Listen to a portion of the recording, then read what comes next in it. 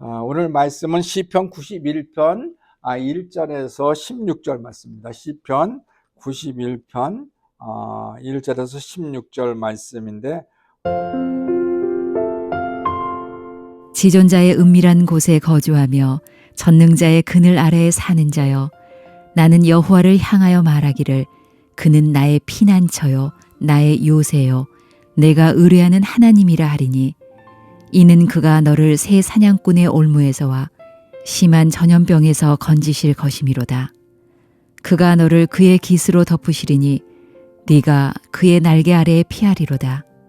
그의 진실함은 방패와 손방패가 되시나니, 너는 밤에 찾아오는 공포와 낮에 날아드는 화살과 어두울 때 퍼지는 전염병과 밝을 때 닥쳐오는 재앙을 두려워하지 아니하리로다. 1000명이 네 왼쪽에서 10,000명이 네 오른쪽에서 엎드려지나 이 재앙이 네게 가까이 하지 못하리로다. 오직 너는 똑똑히 보리니 악인들의 보응을 네가 보리로다.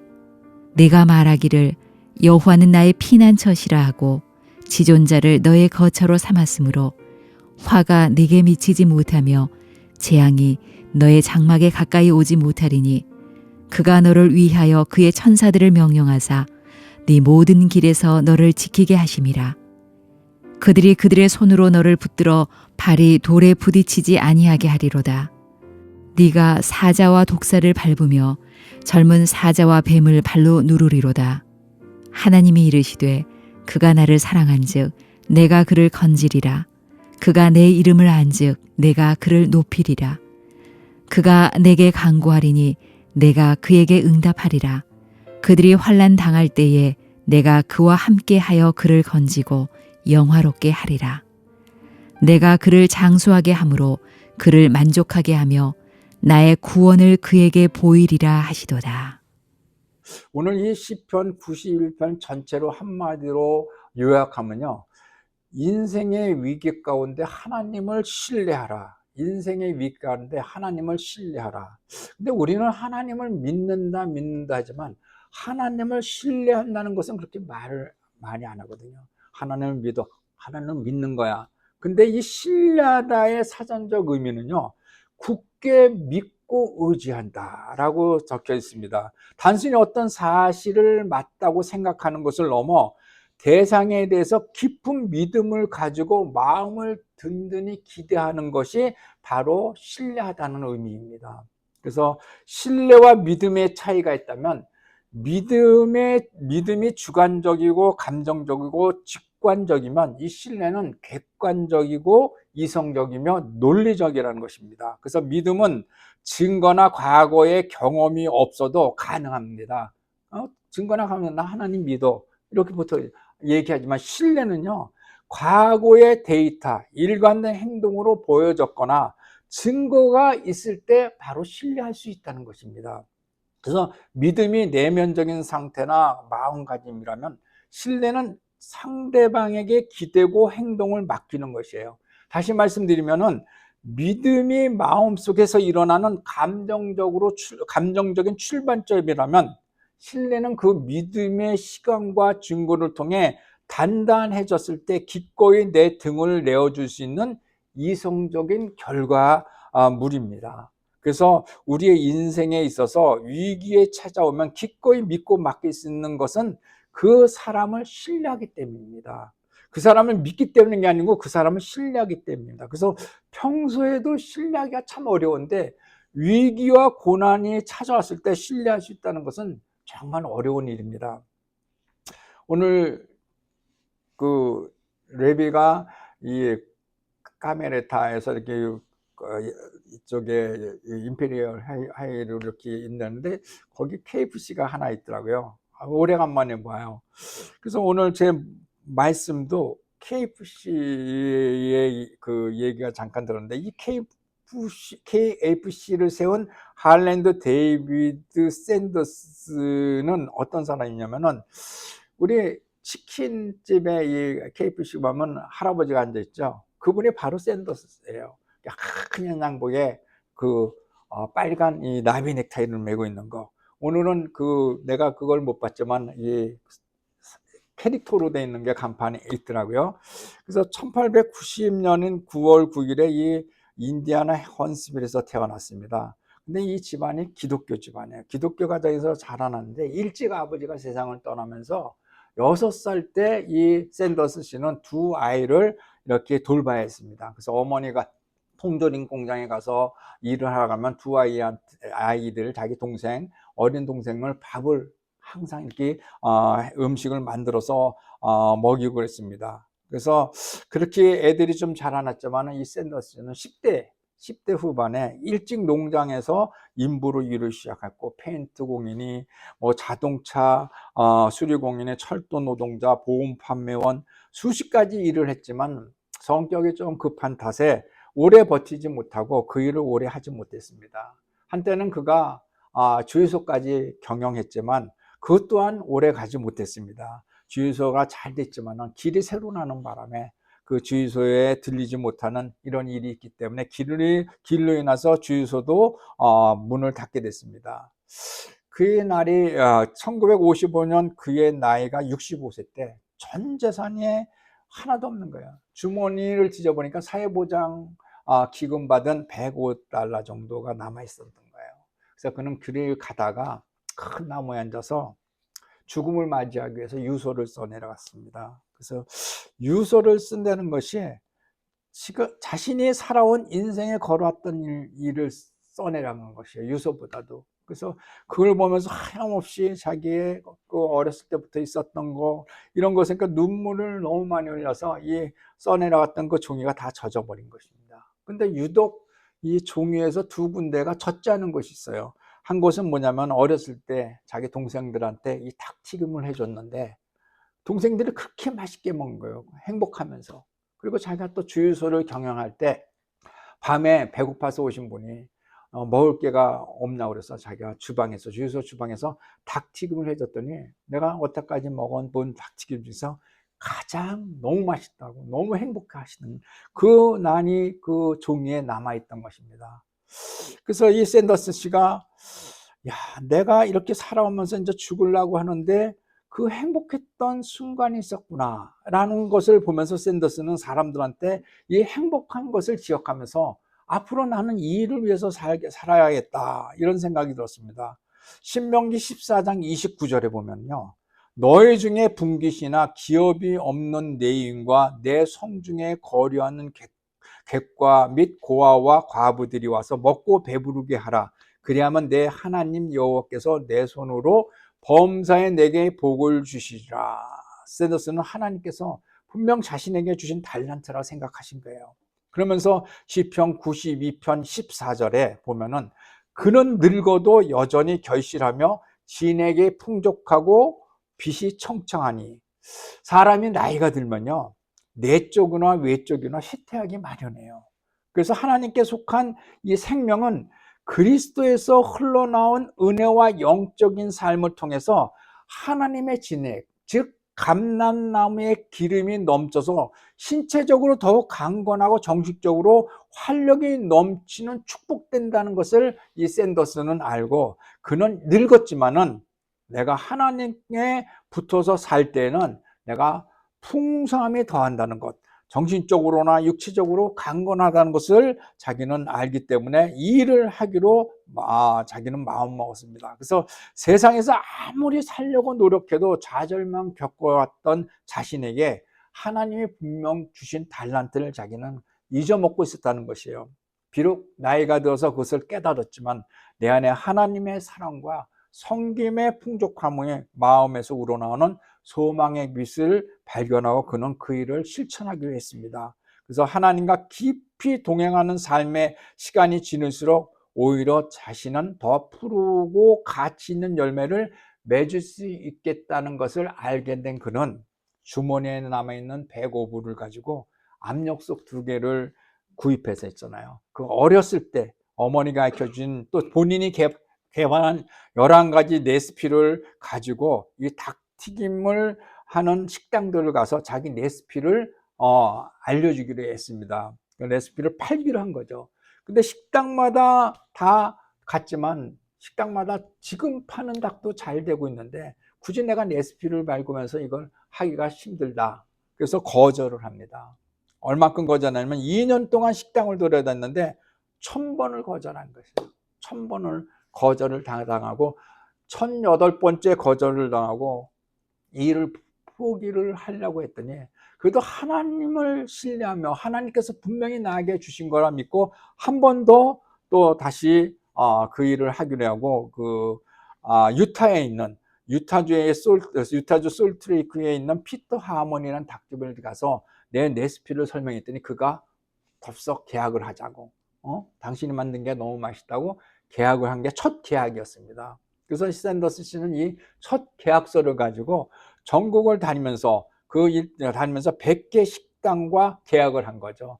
옛날에 계약서가 없지만 계약서를 가지고 식당을 찾아니까 그래도 신뢰를 하니까 100군데 계약을 해갖고 치킨 한 마리랑 로열티로 4센트, 한 50원 정도 돼 4센트 로열티로 받기로 하고 KFC가 탄생한 것이에요. KFC. 이 샌더스 씨는 켄터키 출신이라 켄터키 프라이드 치킨에서 KFC를 탄생한 겁니다. 그래서 KFC는 60년대 600개의 매장이 늘어나자 73세 사업가 존 브라운에게 이 매장들을 200만 불에 팔고 이 샌더스는 자선단체를 설립하고 로열티만 받는 걸로 사업을 하고 있었던 것입니다. 그래서 1967년 그의 나이가 77세. 그가 65세 때 죽으려고 하는데 12년 만에 수천 개의 매장으로 늘어나면서 수백억 원의 매출을 올리게 되는 이런 인생을 마치게 되죠.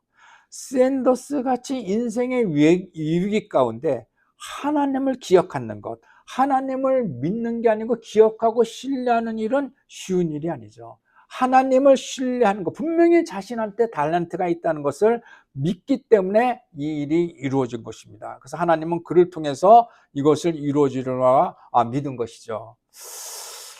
우리는 어떤 사람이 이렇게 하나님을 신뢰할 수 있는가? 우리도 이 샌더스 같이 늦게라도 이 신뢰할 수 있는 사람이 됩니다. 그래서 오늘 본문 1절에 보면은 지존자의 은밀한 곳에 거주하며 전능자의 그늘에서 사는 자요. 한마디로 말씀하시냐면 하나님과 친밀한 관계를 맺는 자들, 하나님과 친밀한 관계를 맺을 때 하나님을 신뢰할 수 있는 것이에요.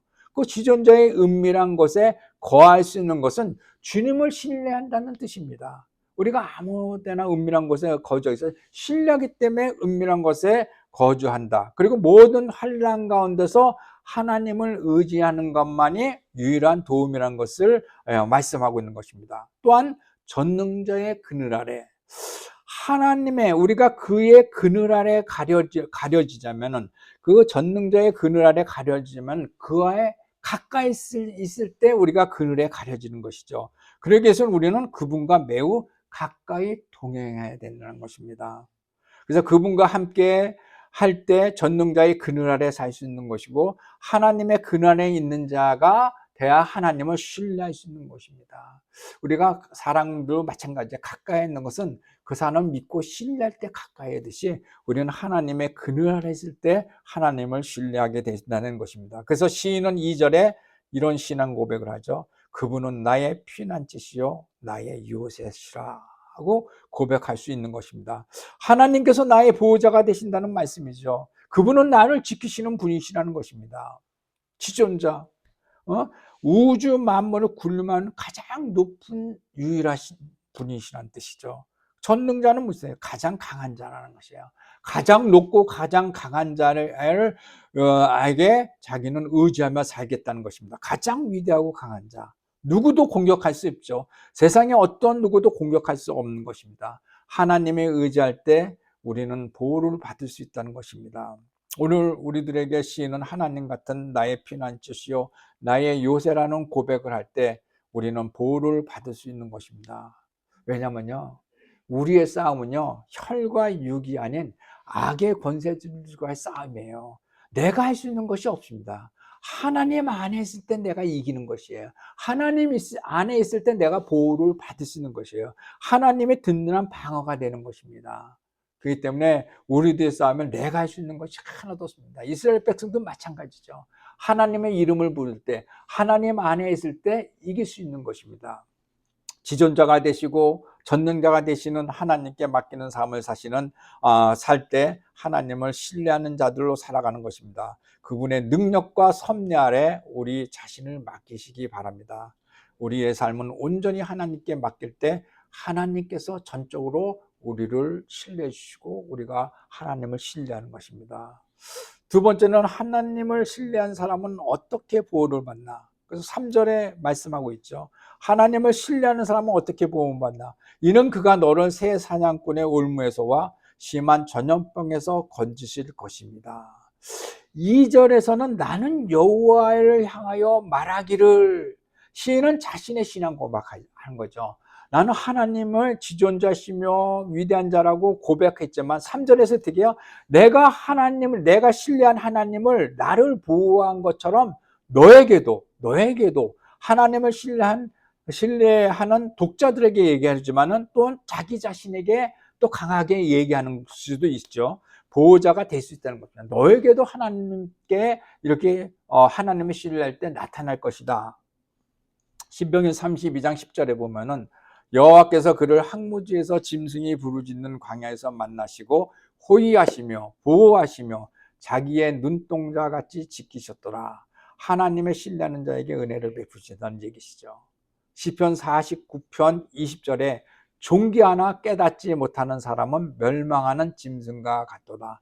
하나님을 신뢰하지 않는 사람, 하나님이 존귀하지를 못하는 그 사람, 신뢰하지 않는 사람은 멸망하는 짐승과 같다고 얘기하고 있습니다. 아무리 사회적으로 성공했다 해도 영적인 깨달음이 없는 인생은 결국 흙으로 돌아가는 허무한 짐승과 다를 바 없다는 것입니다. 인간은 목자 없는 양같이 유리된 짐승들입니다. 우리는 새 사냥꾼의 올무, 그물이 노리는 짐승과도 같은 존재예요. 그래서 돈을 사랑하는 사람들은 돈의 올무에 걸리게 돼 있습니다. 명예에 목숨을 걸고 사는 사람들은 그 명예가 바로 그 사람의 올무인 것입니다. 그래서 하나님을 안 보이고 오직 그 명예만 쫓는 사람도 있죠. 예전에 어렸을 때 우리 그 어머니 고향에도 있어요. 국회의원을 아주 부자인데 국회의원 할 말 하면 돈을 갖다 줘야 되는데 계속 떨어진 거예요. 그 명예욕 때문에 온 집안의 그 재산이 다 쫄딱 망가졌어요. 그 자녀들은 뿔뿔이 헤어집니다. 명예를 쫓다 보니까 그렇게 되는 것입니다. 우리 주위에 많이 있잖아요. 그게 나의 올무가 되는 것입니다. 그래서 새 사냥꾼의 올무에서와 또 심한 전염병에서 우리는 하나님을 신뢰할 때 우리를 건져주시는 것입니다. 그래서 4절에 이렇게 하죠. 그가 너를 그의 깃으로 덮으시고 내가 그의 날개 아래로 피하로다. 그의 심실함은 방패와 손방패가 되시나니. 신실하신 하나님을 의지하며 살 때는 우리의 육신뿐만 아니라 영혼까지 덮으신다는 말씀입니다. 육체와 영혼까지 보호해 주신다는 말씀입니다. 그래서 또한 5절 6절에 계속 얘기하고 있죠. 밤에 찾아오는 두려움과 낮에 부딪히는 위험, 흑암 중에 퍼지는 연병, 전쟁으로 인한 파멸에서 또 두려워하지 아니하더라. 이 구절 안에는 인간이 만날 수 있는 모든 악과 위험이 다 들어있는 것이에요. 우리가 살아가면서 모든 것이 이 5, 6절에 다 들어있습니다. 그래서 하나님을 신뢰할 때는 밤이나 낮이나 모든 위험과 연병에서 하나님께서 보호해 주시겠다는 것입니다. 또한 7절에 이렇게 말씀하고 있습니다. 7절 말씀 보면 1000명이 내 왼쪽에 10,000명이 내 오른쪽에 엎어지나 이 재앙이 내게 가까이 하지 못하리로다. 하나님을 신뢰하지 않는 세상 사람들은, 특히 우상 숭배하는 사람들은 질병과 연병과 공포와 전쟁으로 죽게 된다 할지라도 하나님을 의뢰하고 신뢰하는 백성에게는 그러한 재앙이 덮치지 않는다는 것이에요. 그래서 하나님 신뢰하지 않는 자들 봐라. 네 앞에 우측에 1000명, 좌측에 10,000명, 오른쪽에 10,000명이 엎드려지지 않느냐. 이거는 이스라엘 백성들이 경험했던 것이 아닙니까? 출애굽 당시에 하나님께서 애굽에게 내린 10가지 재앙이 있잖아요. 개구리 재앙, 이재앙, 파리재앙. 이 재앙이 그 애굽의 땅에 다 있었지만 이스라엘 백성들은 하나도 이 재앙을 거치지 않았습니다. 이스라엘 백성이 고센 땅에 살았지만 고센 땅은 애굽 안에 있는 땅이에요. 그래서 이스라엘 백성이 있는 곳은 이 재앙들이 하나도 안 거치고 전부 애굽 땅에 있는 그 애굽 사람들에게 이 재앙이 내려진 거죠. 그 얘기를 하는 것이에요. 이스라엘 백성이 보존하네요. 하나님의 재앙으로 1000명, 10,000명, 그 많은 사람을 한 건 너희들이 똑똑히 보지 않느냐. 이 땅에 재앙이 있는 한 반납 없이 계절에 관계없이 위험은 항상 우리 주위에 다가오기 때문에 이 세상에는 안전한 것이 하나도 없습니다. 그렇기 때문에 하나님의 보호하심이 필요한 것입니다. 하나님은 우리 앞에서 일어나고 있는 재앙까지도 가까이 오지 못하게 막아주시는 분이십니다. 그래서 8절에 너희는 똑똑히 보리라. 악인들에게 의티기한 것을 너희들에게 보여줬다는 것입니다. 이스라엘 백성들이 애굽에서 내린 재앙을 똑똑히 봤다는 것입니다. 그러므로 하나님 그분을 신뢰할 때는 어떻게든 그 백성들을 보호해 주시고 그 재앙에 가까이 못하게 막아주신다는 것을 알 수 있습니다. 하나님의 신뢰할 때는 하나님께서는 이렇게 보호해 주신 줄 믿으시기 바랍니다. 셋째는 하나님께서는 이 재앙을 어떻게 보내주세요? 천사들을 보내서 보호해 주시는 것입니다. 9절에 내가 말하기를 여호와는 나의 피난처시라 하고 지존자를 너의 거처로 삼았으므로 10절에 화가 내게 미치지 못하며 재앙이 내 장막에 가까이 오지 못하리도다. 재앙은요, 하나님을 의뢰하는 자에게 결코 일어나지 않을 것임을 약속하는 것처럼 보이지만 실제로는 이 땅에요, 의인이나 죄인이나 그 재앙은 다 겪게 돼 있습니다. 그러나 화나 재앙이 의인에게도 미치기는 하지만 하나님의 허락이 있을 때 미치지만 하나님이 결코 허락을 하지 않을 때는 믿는 자들, 하나님께 신뢰하는 자에게는 그 재앙이 미치지 않는 것입니다. 그래서 우리 욥기에 보면 어때요? 욥기 1장 1절에 보면 욥에 대해서 얘기하죠. 우스 땅에 욥이라 불리는 사람이 있었는데 그 사람은 온전하고 정직하며 하나님을 경외하며 악에서 떠난 자라고 있습니다. 악에서 떠난 데인데 욥같이 이 땅에 고난받은 사람이 없죠. 그런 재앙받은 사람이 없잖아요. 그래서 1장 8절에 이렇게 얘기하죠. 여호와께서 사탄에게 이르시되 내 종 욥을 봐라. 내 힘을 봐라. 그와 같이 온전하고 정직하여 하나님을 경외하며 악에서 떠난 자가 세상에 없다는 것이에요. 하나님도 인정하는 욥이에요. 근데 사단이 어떻게 해요? 하나님께서 사단이 1장 9절에 이래요. 사단이 여호와께 이르시되 욥이 까닭없이 하나님을 경외하는 것이 아니라는 것이에요. 그의 손으로 하는 것마다 다 복이 되고 그의 소유물이 가득하기 때문에 그렇기 때문에 하나님을 경외하는 것이라고 사탄은 하나님께 반론을 하고 있습니다. 그래서 주께서 그의 모든 것을 치면 그도 주를 욕할 것이다 하고 사단이 하나님께 반론하고 있습니다.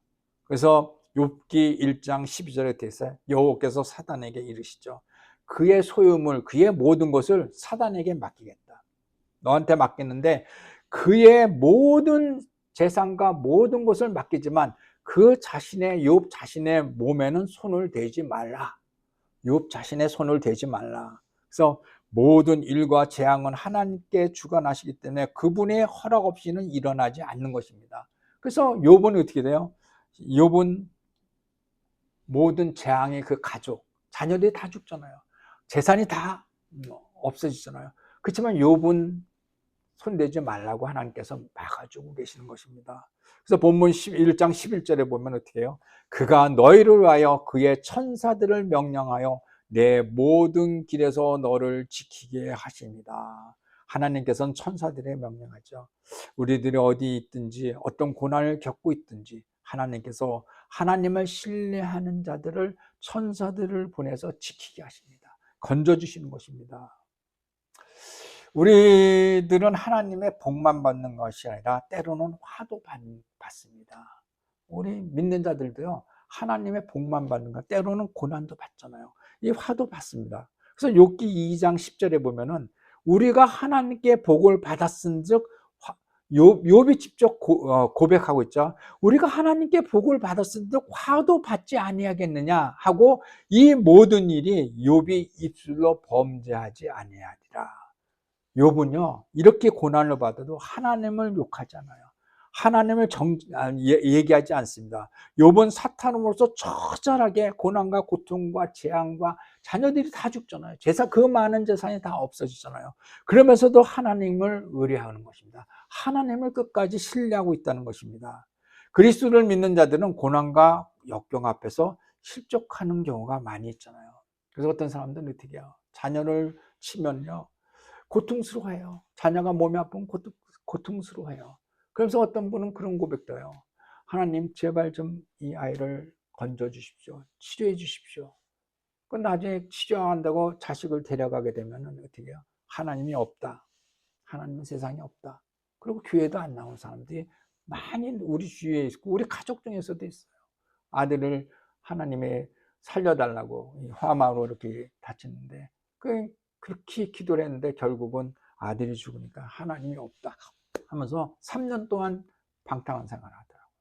예. 그래서 나중에 깨달아서 3년 만에 돌아와 가지고 다시 교회의 장로로 이렇게 그 집안이 세워지는 것을 보았습니다. 이를 우리가 역경 중에 우리가 정말 그걸 못했으는 이런 얘기도 우리가 할 수 있다는 것입니다. 실족하게 되면 끝내는 악은 파멸할 수밖에 없습니다. 그래서 본문 12절에 그들의 손으로 너를 붙들어 발이 돌에 부딪히지 아니게 하리로다. 13절에 내가 사자와 독사를 밟으며 젊은 사자와 뱀을 발로 누르리로다. 그들이 누구예요? 천사들이죠. 천사들의 손으로 그 너를 붙들어 장애물로 인하여 실족하지 않도록 하고 우리의 발걸음을 인도하실 뿐만 아니라 세상에서 가장 힘센 사자, 가장 교활한 독자들, 즉 사단과 악의 유혹과 시험을 이기게 하겠다는 것이야. 막아주겠다는 것입니다. 하나님께서 하나님을 신뢰하는 자들에게 천사들을 보내어 지키시고 붙들어 주시고 또 거칠고 힘든 장애물과 우리를 유혹하는 악한 자들을 파멸시켜 보호해 주시겠다고 얘기하고 있습니다. 이렇게 하나님께서는 하나님을 사랑하는 자들을 위하여 천사들을 준비해 놓으신 것을 믿으시기 바랍니다. 우리는 그러게 네 번째, 하나님을 우리는 인격적으로 만나야 됩니다. 하나님을 인격적으로 만날 때 하나님을 신뢰할 수 있는 것입니다. 그래서 본문 14절에 하나님이 이르시되 그가 나를 사랑하였은즉 내가 그를 건지리라. 그가 내 이름을 안즉 내가 그를 높이리라. 우리는 하나님을 사랑할 때 그를 건져주시는 것이에요. 인격적으로 만나기 위해서는 하나님을 우리는 사랑을 해야 됩니다. 그리고 하나님의 이름을 알아야 돼요. 하나님을 이름을 안다는 것은 어떠해요? 하나님이 어떤 분인 것을 아는 거죠. 우리도 사람을 보면은 그 사람의 이름을 대면은 그분이 어떻다는 것을 알잖아요. 그분이 어떻게 환경이 되고 어떻게 무슨 일을 했고 그 이름을 통해서 그 사람을 알 수 있는 듯이 우리는 하나님을 이름을 알아야 됩니다. 하나님을 인격적으로 만나셔야 됩니다. 그분이 어떤 분인지 체험을 통해서 알 수 있고 말씀 안에서 하나님을 알 수 있고 하나님을 신뢰할 때 우리가 하나님을 알 수 있는 것입니다. 그래서 하나님께서는 폭풍 가운데서도 우리를 만나 주시잖아요.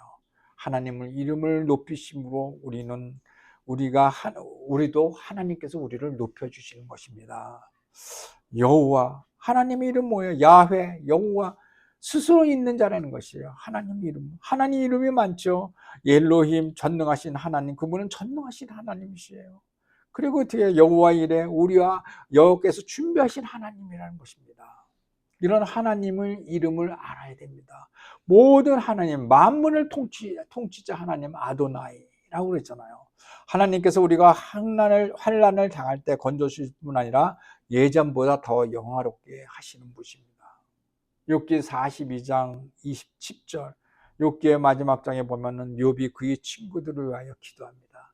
욥 세 친구가 하나님께 저주하라, 하나님께 욕하라, 너 이렇게 만들어놨으나 하지만은 욥은 그 친구들을 위해서 기도합니다. 여호와께서 욥의 공경을 돌이키시고 여호와께서 욥에게 이전보다 소유가 갑절로 주시는지라. 하나님을 끝까지 신뢰하고, 그 친구들이 그렇게 하나님을 저주하고 욕하라고 했지만은 이 친구들을 위해서 기도하고 용서를 빌 때 하나님께서는 욥은 예전에 가졌던 그 자녀, 다 자녀들이 죽었잖아요. 자녀도 다시 주시고 재산도 갑절로 주시는 것, 하나님을 신뢰할 때 이게 말씀을 통해서 우리는 깨달아야 됩니다. 본문 15절에 보면은 그가 내게 간구하리니 내가 그에게 응답하리라. 그들이 환난 당할 때 내가 그와 함께 그를 건지고 영화롭게 하리라. 16절에 내가 그를 장수함으로 그를 만족하게 하며 나의 구원을 그에게 보이리라 하시는도라. 하나님, 우리가 하나님의 건지심과 높임, 응답과 동행, 만족과 구원을 받기 위한 조건이 있습니다. 하나님의 건지심, 하나님이 우리를 높여주시는 것, 하나님의 응답, 하나님의 함께하심, 하나님께서 우리에게 만족하심, 하나님의 구원을 받긴 조건이 16절에 있죠. 그가 내게 간구하노니, 바로 하나님께 향한 간구 기도입니다. 우리가 하나님께 간구했을 때 하나님께서 함께 하신다는 것입니다. 하나님께 기도할 때 건지심과 나를 높이시고 우리의 기도를 응답해 주시고 또한 장수의 복을 주시고 죄에서 구원해 주신다고 하시는 것입니다. 하나님을 신뢰할 때 하나님께서 환난 당한 자들과 함께 하시며 우리를 고통 가운데 건져 주어 이전보다 더 영화롭게 하시며 삶의 최고의 복인 장수의 복. 이 장수의 복은 무슨 복이에요? 이 땅의 장수의 복이 아니라 영원한 하나님 나라에서 사는 복을 우리에게 주시는 줄 믿으시기 바랍니다. KFC를 세운 샌더스 씨는 1974년 84세 그의 자서전에 이렇게 고백하고 있어요.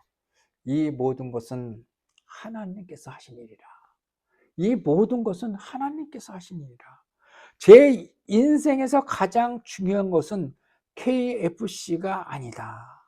예수 그리스도입니다. 그는 자서전에서 고백하고 있는 것입니다.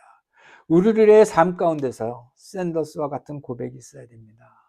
우리의 삶 가운데 많은 위기가 찾아옵니다. 그때마다 답을 세상에서 찾지 마십시오. 하나님 안에서 찾으시기 바랍니다. 하나님을 신뢰할 때 그 안에서 고난의 답을 찾을 수 있습니다. 하나님을 신뢰할 때 하나님께서는 우리에게 응답하십니다. 하나님을 신뢰할 때 고난 가운데 천사를 보내주십니다. 그것은 하나님을 전적으로 신뢰하는 것이 우리 마음속에 있을 때 성령님께서 역사하시는 것입니다. 우리의 인생에서 내가 한 것은 하나도 없습니다. 하나님께서 나를 통하여 일을 하십니다. 내 인생에서 가장 중요한 것이 있으면 예수 그리스도께서 나의 구원자이시다는 것입니다. 그래서 본문 16절 마지막 부분에 나의 구원을 그에게 보이리라. 나의 구원을 그에게 보이리라. 이 고백이 우리의 고백이 됩니다. 사랑하는 성도 여러분, 하나님을 신뢰할 때 하나님의 나라에서 그분과 영원히 함께 사는 복을 누리시는 것입니다.